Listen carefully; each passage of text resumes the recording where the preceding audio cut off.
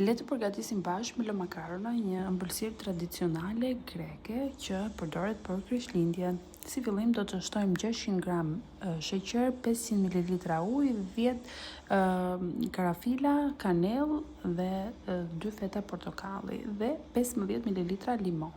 Do t'i përzim dhe do t'i lëmë në zjarr për 15 minuta dhe do t'i heqim të shkumën që krijohet. Më pas, pasi e kemi heqë nga zjarri, do të shtojmë 100 ml ose 100 gram mjalt. Do ta lëmë të ftohet dhe do vazhdojmë me melo makaronat. Si fillim kam ngrirë 2 portokalla.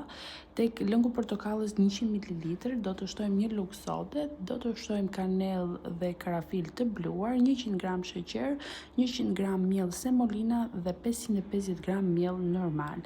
Do t'i përzijem mirë derisa të krijohet brumi në këtë konsistencë. Më pas do t'i hapim në mënyrë rrotulluese, do t'i bëjmë format me të mbrapshmen e thikës dhe do t'i shtrojmë në tavë. Do t'i pjekim për 25 minuta në 170 gradë.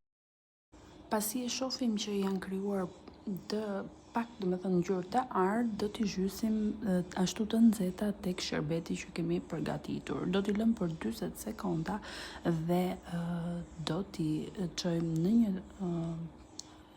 pjatë, do t'i spërkasim me pak mjalt dhe arra të grira. Bën super të buta dhe shtëpia merr aromë Krishtlindjesh. Ju bëf të mirë nëse i provoni.